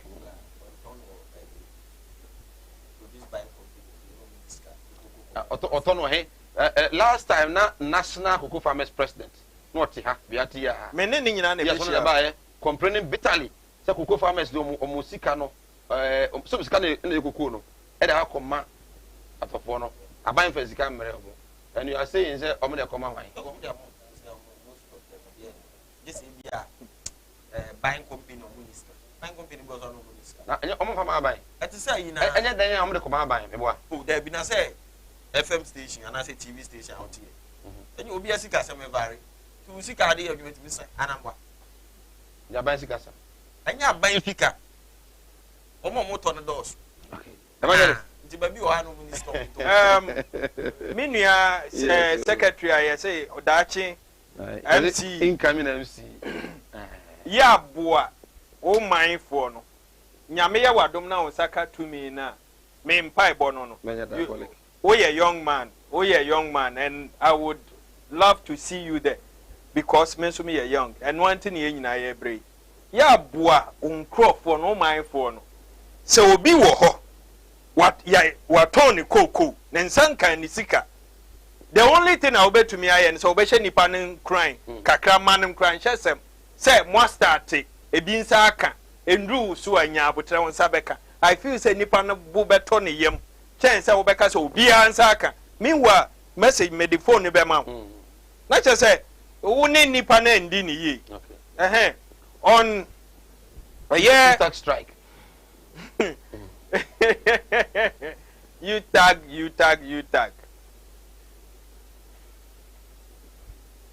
Say a man for attack here omo. Say omo ye den. Omo ye normal e be ma aban no aye unpopular. You tag among some most especially research allowance. Any skanka kranka kra de mo di omujuma. Unim say at the tertiary level, even at every level, but when it comes to the tertiary, research is everything. One year research, 1 year publications will promotion sadie ni nyina ebeka achiri. Under NDC sika near the momo, some they quote dollar term. No munya $2,084. And as we speak, the same sikana near the momo, omo they quote into dollars, omunya $98. Now dear Bibia anya ya say Ten be a umba frame meeting, young Cotanasino. Appointees of Nanado Danko Kufuado. Time or more pen or more echo, a to dampo or moon coach yaomo. A year, or more president. I don't know, Cassam, number raw, ho, Papa no minimum. Or seem maybe the last way crampo, sign cow moonsroom. Ya show more time or mudru. It took Deputy Minister and Kebesha Obano 3 hours. No, Koye. Omun to me huno. Na debia ye dodo mosa. A drum pempens will be a they can't take it any longer. When him say bibia anya ya say. Obi the message be by I don't know one I walk in. COVID. Ya share COVID near dear. I'm so be message. Yeah. COVID in Penya Muna Article 71. Omo akatua aba nanado ya to na katuam 79%. Sorry. 79%. Na katuya from 20,000 there about say honam 47,000. 29,000. 47,000 or 50,000. And no amuso no mudi share mu say yentua ba mi ayere eka yentua nanado yere eka na ni ono kire yemma ye nyina ya fa system no mu and we know what lecturers most especially what they go through. I understand say someone be an ye koro say now they say masters they winti someone ye ko first degree no you realize say now you to hand out good. I understand say recently you have stopped all lecturers, you have no right to so yes they say they have been crippled in fact. You see, I'm happy why introduce you know. Na sa handout ni ade no. One a student no because lecture on your person who no and why na yide ma direct. To save you also research ni ade a was a okoye. Two, na generate bibi kakra de mom. Enti ema one kasampo no you always research we lecturer always because at the end of the day there's that motivational yiska kakra bi e bata ho enne aban we nhihye mo block ni nyina sika nso e wo se wo de man man de ye na yi a enko se ne e wo se eko enne bibia boa ye den this same lecturers ye ne omo na kodwom o omo yirenom ne ye yirenom na kodwom. I think this government any not only UTAC for me meka aban adwuma fo nyina because what is a medical yeah almost send it oh these things and say ba yeah no more send signal obi infiti prekope you talk date I think 4 days before yes declare that way sir and before mpom beka say next week ye beko no enhihye bia enko yie what pushing it to a certain corner any angle on to me now labor commission say they should go back to the classroom labor commission labor commission metie omopanyina asamoa and I think say labor commission no per omo mandate ni ade no they I don't see why they are always on the side of the government. I don't get it. They must be there for the labor unions. Ghana, Abayajumafo, they must rather be speaking for Abayajumafo. Government workers are suffering. Tell me about me, I'm Rebbe teachers are suffering. Lecturers are suffering. University workers are suffering. Also senior staffs and so at the account. They are all suffering. Ain't he? And can say Drew Sam Pempensui. One, Drew Samri for almost 1 week. Was exactly a week. Now Amstead, Apiaminka University. Yes. Now I saw more exams. Exams. So University of Ghana postponed it. KNUST, they have all postponed their exams. So it's going to affect the academic calendar. It has already affected it. Student bia nka opese lecture bi hwe no work bi o ye ne ade for almost 1 week ontumi nye e bia kofie. You know say omoba fie nso a issues with it. And about addition, even 1 hour of additional time, it's a whole lot. Talk of 1 week. Right. Young Kotia, Omodi Omoko Court. Jampo, Professor Jampo, newly elected, Mebona Baso, congratulations, Prof. Or say, the lecturers are all saying, say, yes, you can go to court. The court to say, Mumbai lecturers in Inanko, a fiasia, Munchio Munanko, they will even continue from a fiasse. Mesra buying. Omu posture in these things are very, very key. They must be humble enough, say, Omuni Omu betenasi. And Tanaho ma Omunko strike, Nessa no mano, and sana word to an among. Normal be how to me no crowd. That is leadership. Okay. We need a very proactive leadership, not reactive leadership. Right. The idea say nothing no mercy actually. So 1 week actually, how would they recover? A drew baby they must end the academic way say no. And no soon so you bet to me. And I'll call on the government name appointees. I know they won't heed to my advice. I don't know what my brother will say. Okay, but government is bullying us. UTAC, the teachers, University Teachers Association of Ghana, says they feel bullied following the National Labour Commission's injunction to have them return to work. UTAC is unwilling to return to work despite the court injunction secured by the National Labour Commission. They are demanding the restoration of the 2012 single-span salary structure. Well, my memory Ben. The whole issue is that almost say packet before my penenda that for the arrangement and now will be a request single-span salary structure. So almost so at the $2,000 per month. That is what they are demanding for. Now it seems I say we used to Labour Commission. Intimidate you. Is that fair? They send signals to the government. The government did nothing. And he failed to negotiate with them. They are good. Thank you. We are women who are the banners are, say, your friends are near cancer. Say, baby, you read the rule of the teacher, okay, the national government. I'm happy to say, we are watching. Now, sometimes, yes, I discuss. We now say, the name will be share, especially in this city. Now, one share perspective say, from the word "cool," the teacher for abroad. Okay. Now, we too many cat. What could be said? Then, we young more. Because this is time was be away. I think for no do come catch us under NDC. A lot to tell you. So when it comes to you want park a credit to Motomodia. Now a year when NDC change. One, because the reason of man say teacher no child secondary school. Watch geography, watch science, economics, what have you. And form 3 for be queen.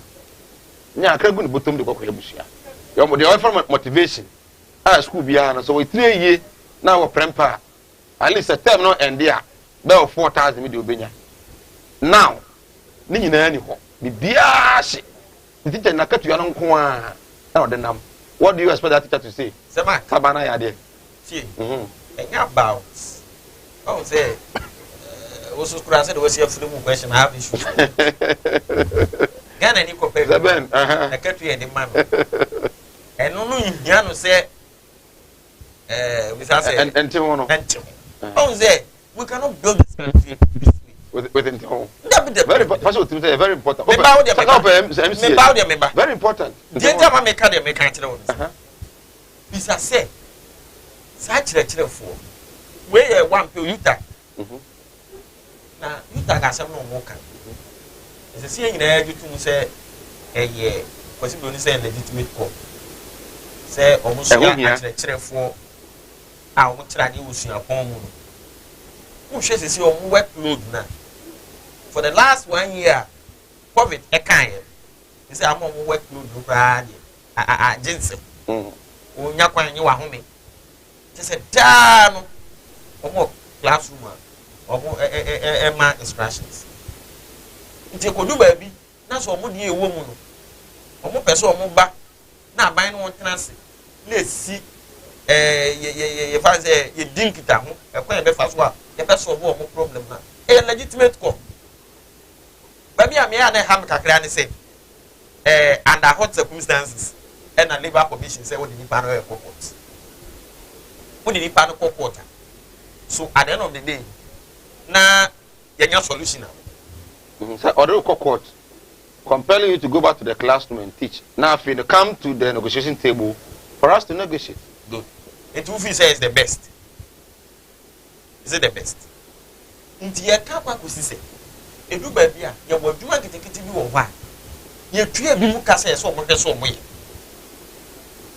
the national Ghana labor commission no mo ti ho this one mo ye the negotiation and ya no so mo ko your friend is a striker has been there and a moment na utu ye it is a one to an amon no amani pa na tena hwa signal so by the close of the month a person me tia tua nsem say na me person panifo ni me hia na ye kan wansa esa se wo so no wo support wo mo na kwan wo ni aban no tun na ba because at the end of the day no we are talking of millions of people I stand to be corrected you over 16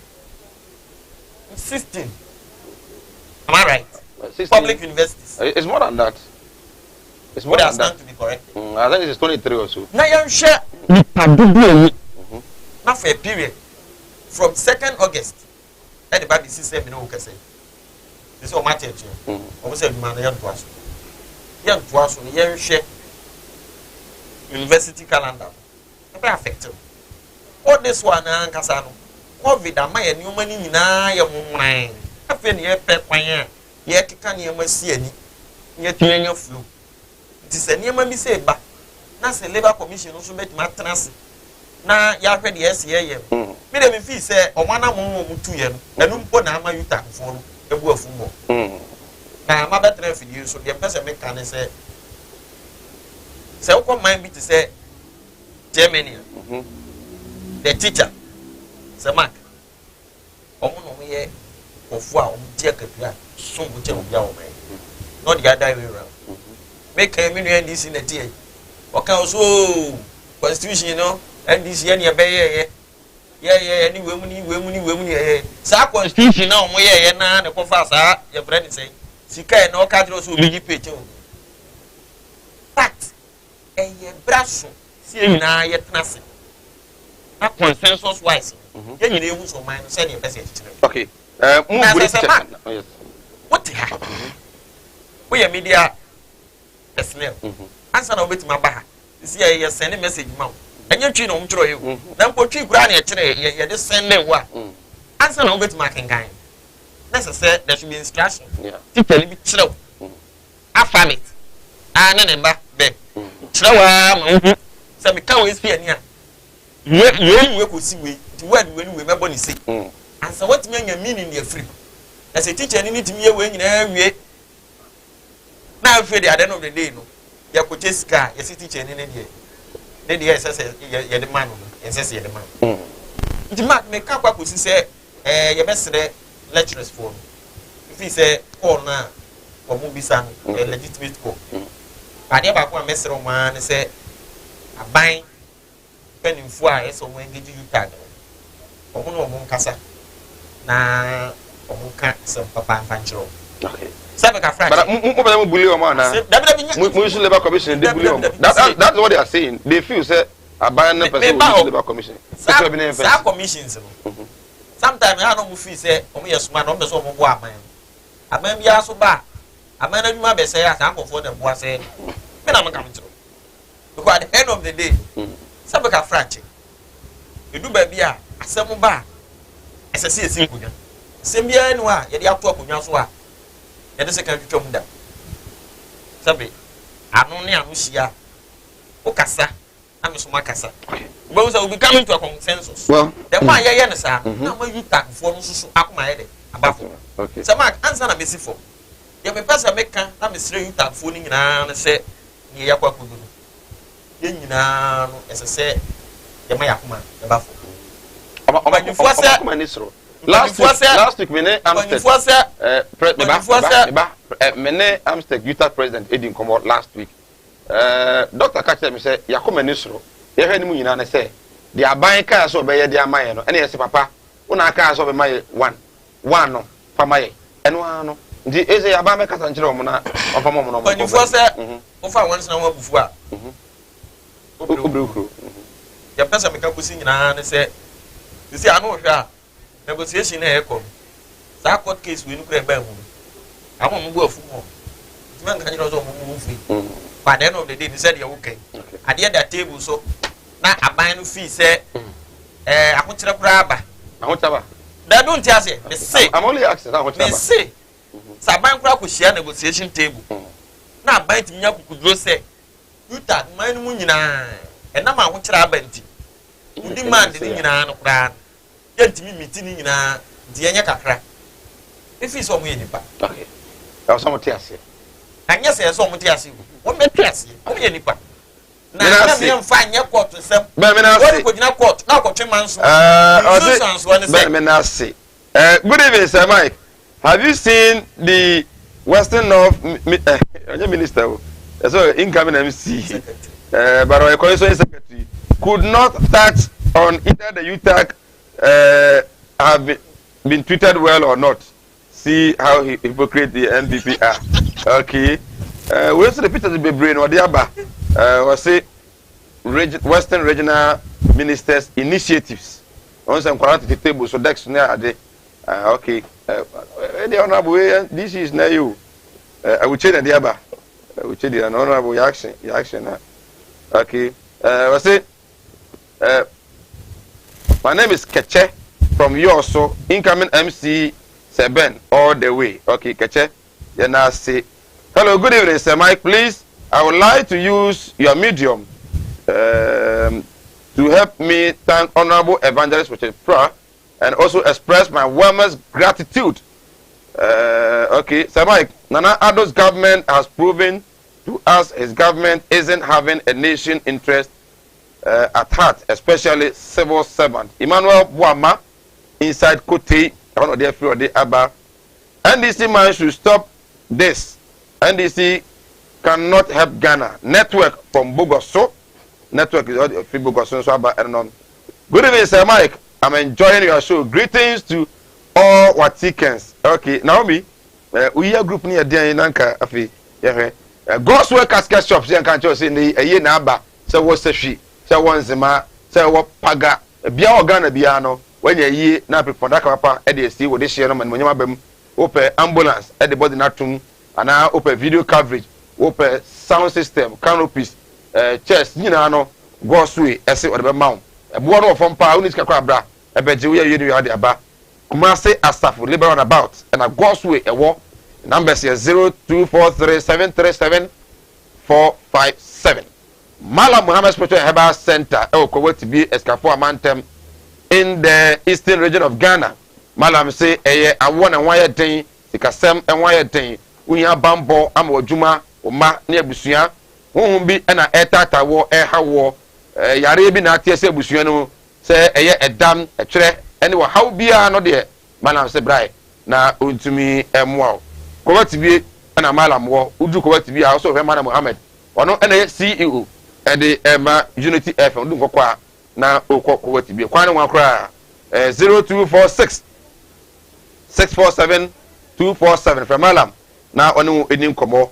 Our logistics and travel and tour say yan kan say ne opese otu kwan eko Dubai there and our travel and logistics and yan kan for the ama Dubai nko a na odoko ho de buy ya no ma visa 3 months Osaka visa no wakọ adwuma ho edan ho be abeda menwene ho adwuma be menwene ho na afi wanya sika e de abebo abusuan no so atumi apagya 0552 373 027 0552 373 027 from na omonjo so Kumawood Training Institute say kan chiro say number 1 training institute da ebu atete wo ama ohunu sanu nyuma eno no na Kumawood Training Institute say kan chiro me aro me ndey ya 3 Ghana series pen drive di obedie di obeda ina no ufati na ba ye de kan ho na ya chiro akwan ya befa so a obetimi aye car tracking device to di bebo kan mu besua bi osafi so so fi debi so akontomra bo di ne dade a ubesua na akọ ho abeya adwuma nya sika bebre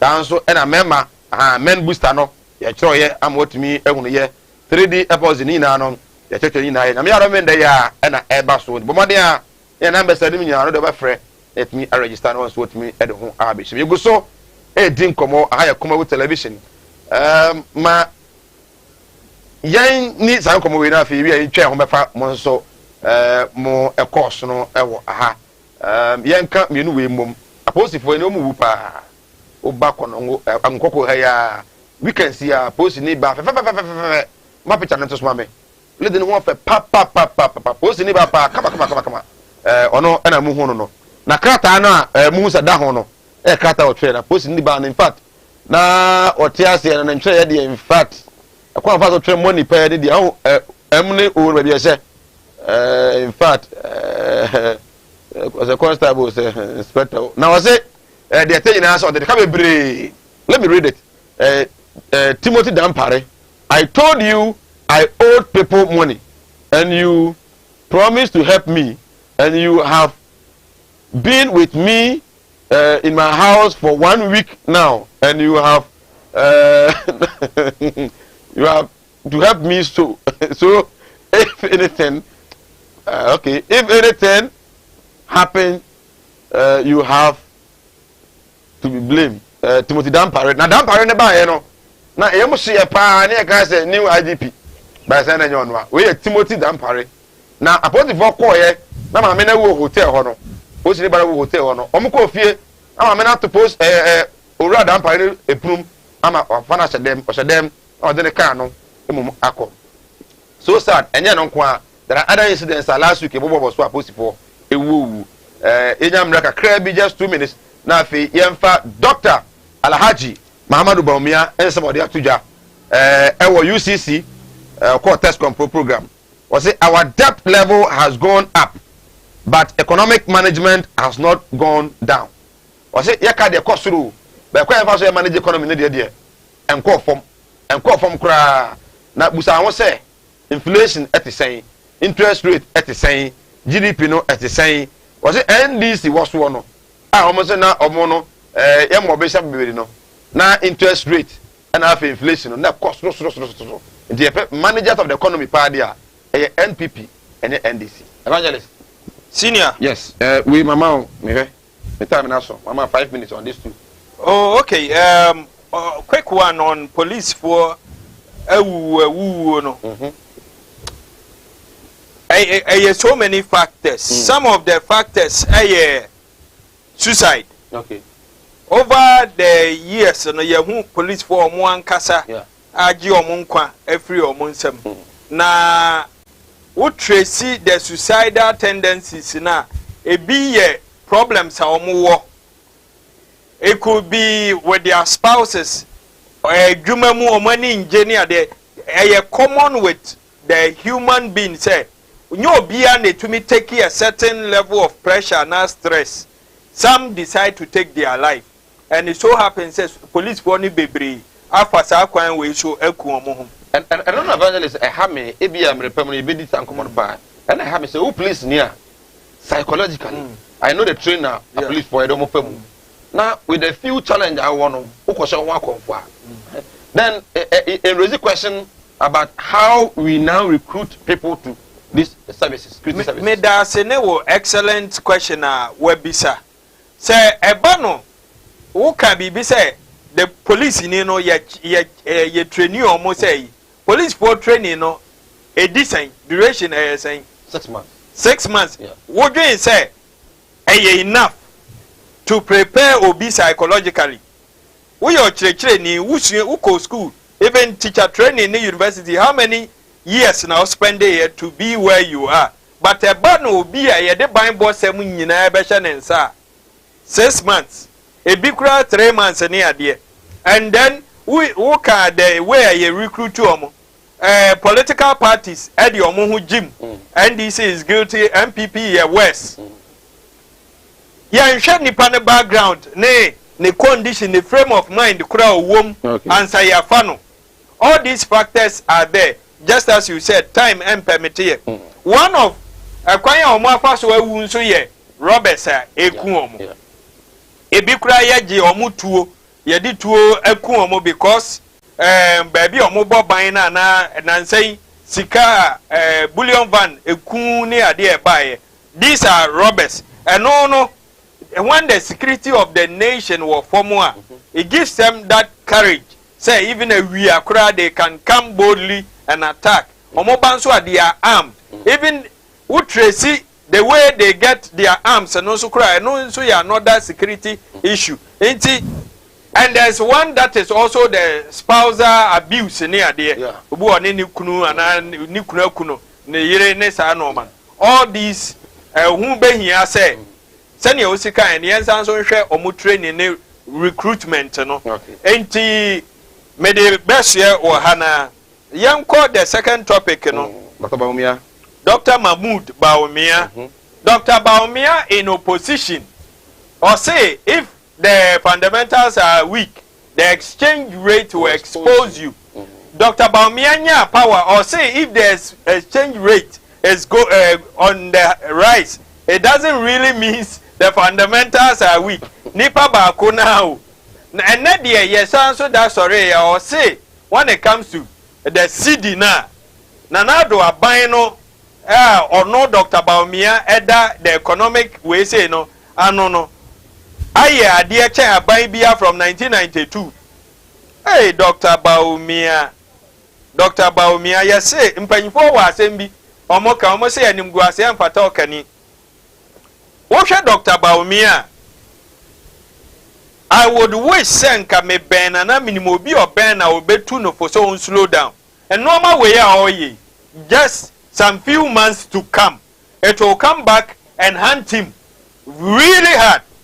Me kwa wedding be na nose marks ni ade abanti me gina dua bia sidi na mrante ya miensa bi di enkomo mu miensa nyina ya MPP4 e na omo hwe flag bearer race na eba no omo fa wei na omo aka no asa omo fa Alan omo fa Jogate na omo aka no asa medru ba omia de no so omo bo ni di ni ba ko se onka no kre MPP4 miensa o se dabi onka no kre.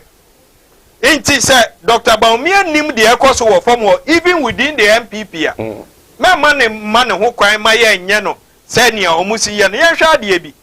John Dramani Mahama eko na dollar to CD no it was 4.17. That was handy over that time. Dr. Baumia after 100 days be catch Ghana for say omo arrest CD no the key nama IGP. Mete IGP na mpo na me boss say hwehwe say I mean papa we or person o ka bibi mi esere ene dollar no ene aye ka say yadru 6 cedis oh ya wo ade bi wo economics etumi ma say we intellectual you can be very dishonest you can hide and people will not note it that's what is honesty yes when it comes to percentage rise minua 50% of 10 CDs you are saying 5 CDs 20% of 100 CDs you are saying 20% of 100 CDs you are saying 20 CDs right and say you for percentage wise and 50% and 20% they are in so 20% 50% and 20% 50% so good but when say about money 3 times and I move you realize say 50% and by yeah because of the amount, the quantum of Sikano. And unti Dr. Baumia catch me say, under Mahama, na me here $1,000, made the 4,170 cedis. And then under Dr. Baumia, Papa, we wouldn't a cheer. Dr. Baumia, me here 6,000 cedis. Na menya the same $1,000. Or say, way better management of the economy than under John Mahama. Under John Mahama, with this dollar to we say now, and on determine the price of commodities like petrol. Under Mahama, near top petrol, between 14 and 16 cedis. Today, under Baumia, the economic wizard, or say they are better managed. We are buying 1 gallon almost 29 cedis. And your dollar nsamsam ya ene emo bag saying a sitre saying milk ideal milk saying. But he was talking about growth, inflation, interest rate, exchange rate. These variables, no. In NDC time, not the same. Good. And now not the same. Good. That is his comparison. Young fan one after the other. You can. Oh, but why introduce the time is why introduce some man can was a mobile or inflation crowd can okay, so just a minute to sum up. When it comes to inflation, if it's not zero, but it's not positive and negative, yanka the positive inflation aspect, you know. Any inflation I work positive, whether single or double digit, means to say rate at which a normal buo kosoro no and only a gauge. It is inflation here 9% cry. Yes, you can boast, but it doesn't mean say normal buo ejina. Meka petrol buo, mabo petrol buo, and then as we speak, cement. One bag here saying 52 cedis. Okay. Meanwhile, under Mahama said inflation. Inflation here 18%. It means that normal buoko at that time. Near to cement say 24 cedis. Right. And the one a single digit. They are told 52 cedis. Thank you so much. It's these things, you know. But me can they are confusing. Evangelist. But the real economics, you know. Yes, show bottom no what do. Right. 7 all the way route from Seshiyo so at the other about no. So route 1. Seshiyo. Okay. Yes. With 7 you have made my day. I'm watching you live at Seshi from Krum, from Gordon, and so at the end we say good evening, Sir Mike. Dr. Bawumia called John Mahama incompetent, but they have proved to Ghanaians that they are super incompetent. Super incompetent. Mr. Host, I would like to state this clear that NPP government is the messiah to the Ghanaians, to the good people of Seshi, from Sepinto inside Seshi. Sweet. Okay, Sepinto, Yanchao, and this is the power of the TV. Very powerful. Good evening, Sir Mike. In fact, God bless our incoming MC from Teacher Amos. Wonderful submission by all standard on this sensitive UTAC strike by General aka Seben, incoming MC Seshi Yoso. Sir Mike, evangelism, okay, is not about lies. This evangelist is confused. Are you sure? Teacher Karim, birthday man, and so Eddie a free Tepa Ena or de Abba. Okay, Teacher Karim. So birthday no answer do birthday no sa and I do birthday. Well, yeah ma belated happy birthday so and so. Well, my incoming MC ho na fe yem fancy. Honorable. So Mark. Minti you and I so apostle for through a man a omuntimi no. No mo and I feel so. Dr. Bawumia Samawaka. Just in 5 minutes. The Dika MC in break. Me person me share say economic issue. Okay. NDC for Nipa Usuru PPU Kesepa the Vice President of the Republic. NDC for Dr. Alaji Mamadu Bawumia. Omote se wakasa afa the economy no pe NDC for nyina no ma kodega. Na omoba no moba be ka bia. Why say I was happy say na mo compare figures. Compare do baby figure was okay. Figure na yan tum say no kore dem mo ko foma cement dey atum we dey atum you can say inflation figure in here reality no entisa. So therefore I was expecting the NDC people to come and doubt the figures. We were talking of debt stock. We say Bosian people we are Anna the economic messiah Dr. Mahmoud Bawumia said who NDC you have my back or someone. Sir, desktop. Mukwamu increasing 269%. And billion again is only 167. 167 was or trigger and be obvious to say the banking sector now. Reforms your bed when you need your answer. Some bank you call it only. Oh yes, some can only and you now one other than we say Yamaboy people say we desktop. More pens on desktop. Would you put 267%?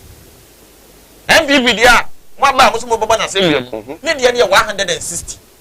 Now no compare. Who better what my boy people say? And on a madano, Dr. Mama Dubaumia.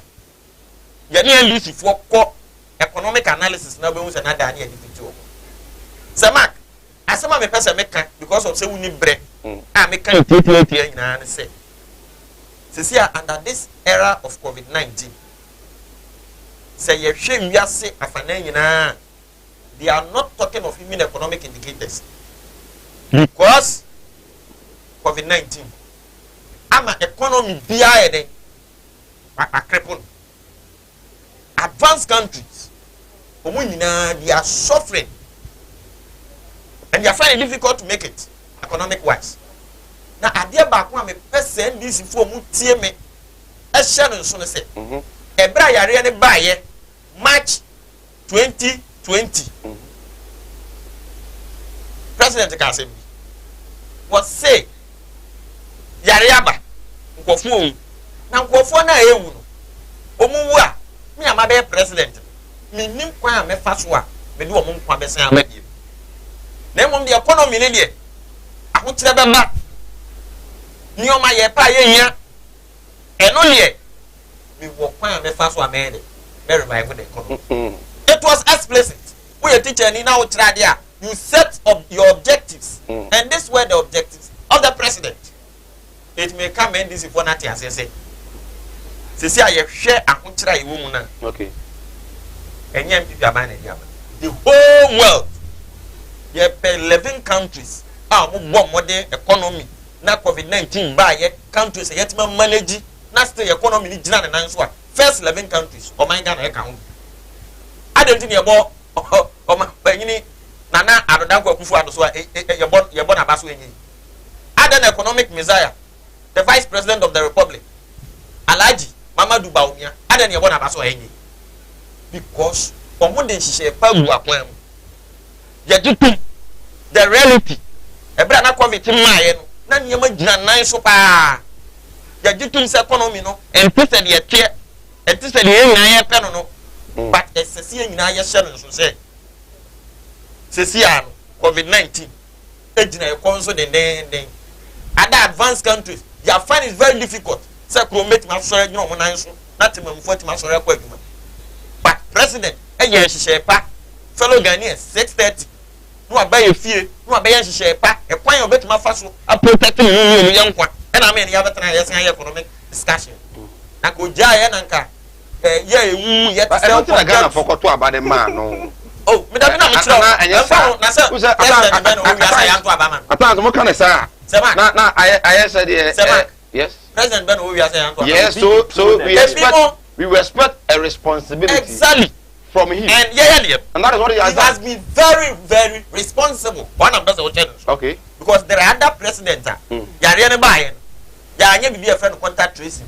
the ni na no the state no e kai boy ye anya easy contact tracing okay say obi e see amene wa be ya nya ntaashe na say the health director ni be hu say wo ana say me you mu ba ko wo covid ni bia e say e be trace me say be fiara me tumi ka kwara me kwasa wi a e say health director ni ba e be hwe me na you making sure say you dry the agu akom say be yare ni anya de ye man no ntre ngore when you na your proactive measures are MPP abinding akono eti nyina ya jitu sese ka covid ama kasa Ghana ne bed chese Ghana bed right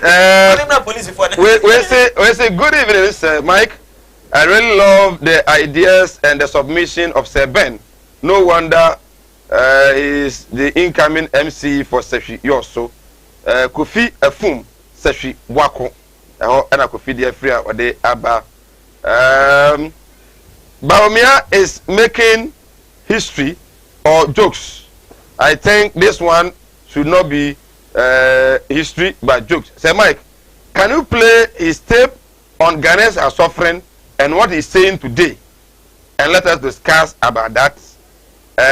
Nimo, maybe upon your request, one day I will do that. Good evening, Sir Ben, incoming MCE. You are indeed making my day very good. Ask the NDC man that at what circumstances can their party compare infrastructures, roads, and social amenities to NPP government. NPP party is the best party for the people of Ghana. Francis Sefikam, I want to find so the free or the Abba. Maybe I want to at this point. Over to me a friend. But I hear free piano. Numbers no 0202 668461 0202 668462. Oh ba, a phone out there free. The motive will no come from na 80 on phone out there free no emu. Men tell me to on TV no so. Phone out there free no ano. And one na to ewumu because a phone now or the friend. Two ba no motive will not conform. Na fi to me at onka. Ewo aha. You so e din komo OPK and so they about or say NPP is the savior. Nanado, God bless you. Okay, yate Empire Bonwa and Ghana for Ebo. Isaiah Man from Isaiah Man Ventures up to the market. In fact, criminal issues in Ghana is too much. So I urge the new Inspector General of Police, Dr. George Akufo-Dampare, to do his best to avoid criminalities and protect the good people of Ghana. Okay. Also Eddie Abba, I don't know. Sami Wachi, Asaman Kesi, Dr. Baumia, for coming out to deal with the sycophants and empty. Oh, Debbie. Sami, I'm sorry. Not wealthy reading. 0202668461 668462. Hello, good evening. Good evening. Dr. Penny. Oh, show Papa.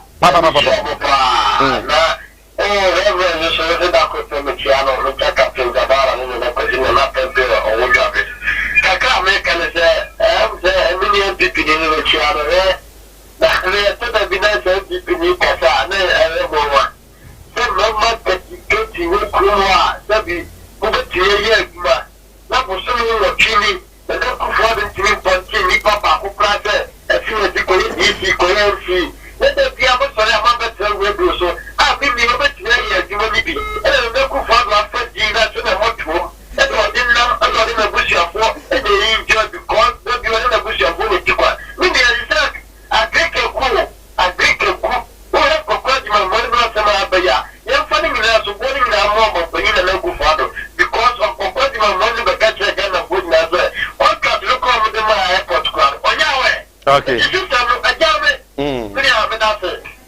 Yes, so yeah, that's it. Kwekwaji Mamenu, health minister. Hello, good evening. Hello. We need to be free. Safi, okay, Yentio.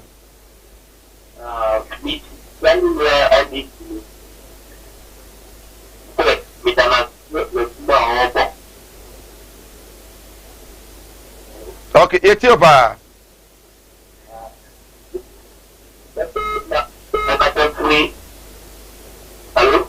Okay, Yanfanachi. So if you have a network, no. Well, hello, good evening. Good evening, sir. We need to show you a friend, Ray. Jinae. Afide, Udin. Yes, we need to show you free. So you are quite set, yes, you.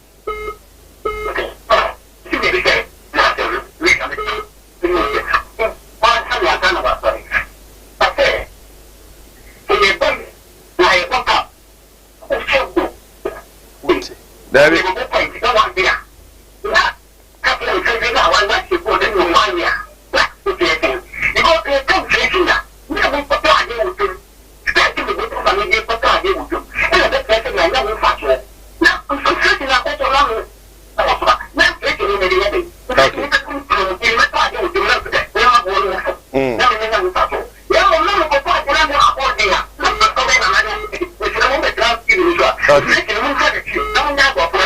right.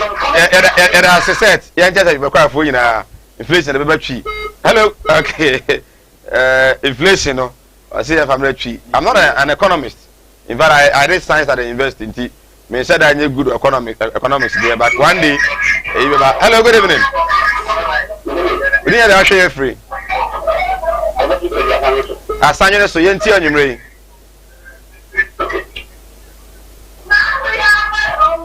I know it's you. Okay.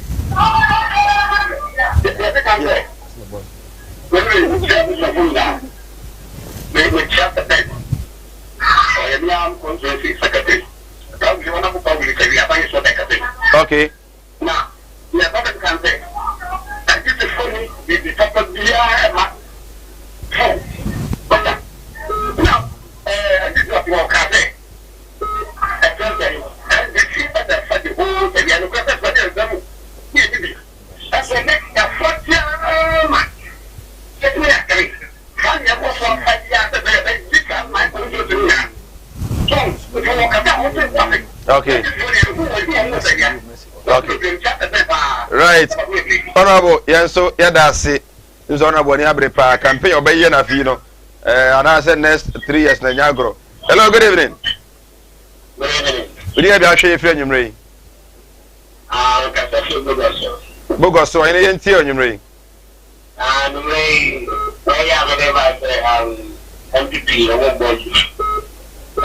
want to say, I can't go to Bogoso. In fact, we are down and we are network. Okay. I can't go to Bogoso Road. I can't go to Bogoso Road in one time like this. Okay. You see this really go now my India government, there. This on you Oh. Western Regional Minister, Western North Regional Minister, mon combine na Asanku Bogoso, Aquino, Munya Mananya Fe. Hello, good evening. Hello, good evening. Hello, good evening. Men tear on our TV no so would never be here free.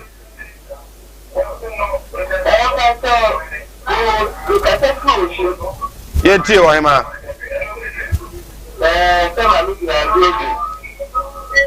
Mammy and you. Who also casa?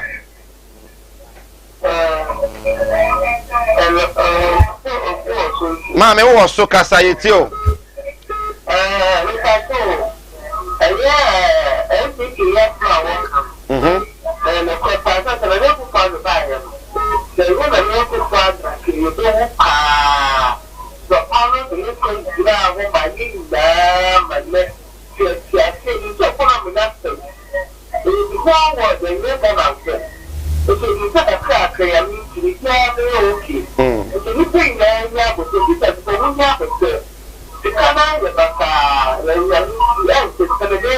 Okay. Okay.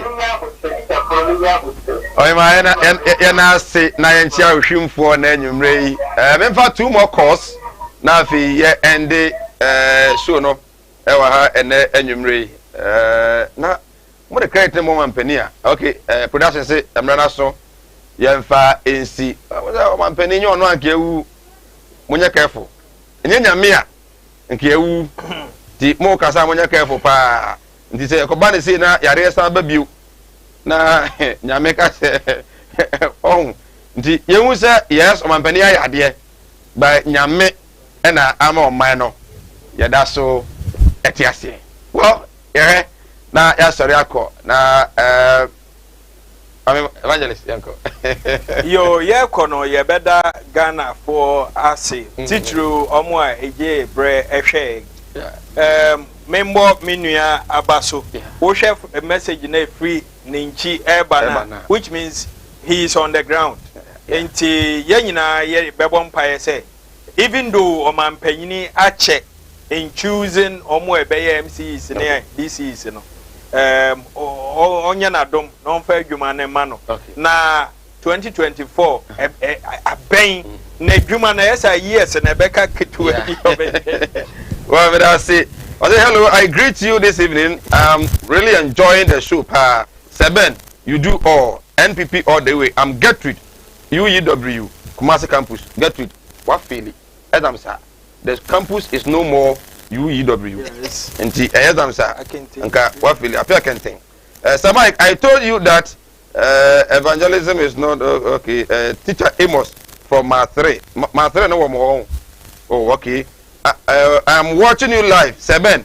No wonder your name is in Accra. MC. No dear. Wafa. Seji. Inside Seswi. Esakrum. Okay. Seji so dear. No matter you also. I'm not meeting Kanina. Samak. Say you go. You can. Better was. Good. Then I will do that. Good. The bear magic professor. Good. Now I mean to me, Abraham Chairman, regional minister. Okay. I'm Richard. Now you think my dear within Western North. You can say education. Okay. Okay. What I be the desk. Yeah. Now one direct. Don't underrate it. Well, pictures to that effect. Is it one people?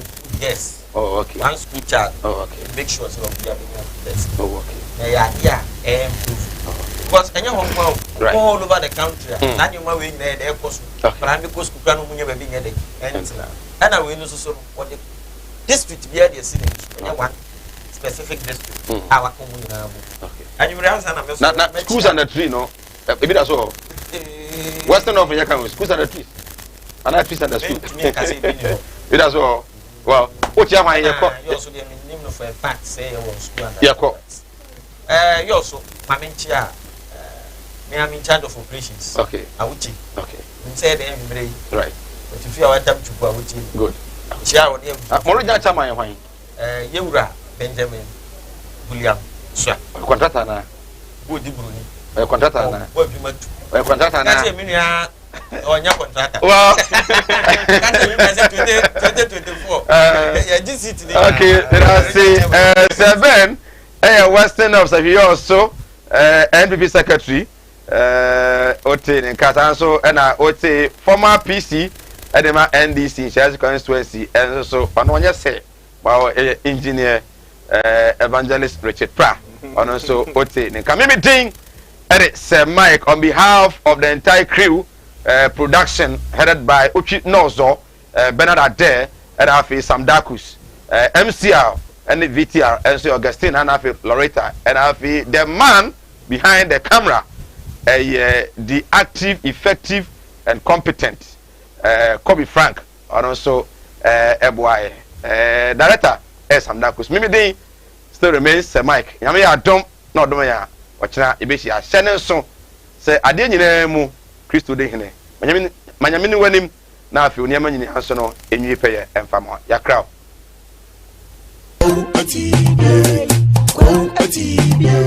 animdia me manfo ni bintina mo ne yira ebinu be from ho se me yo o ma asofo nso no manya ma asore ma akom obi o ho amene wo kasa isko ka chino wa ya stroke no enko malam se bra ya djuma memene da okay kwesi da ejuoda ebanada okuoda yawada efieda ana menya adwuma na efieda wo beto me yawo so me hwaw because nipa ana wo homeda nyankopon eni homeda okay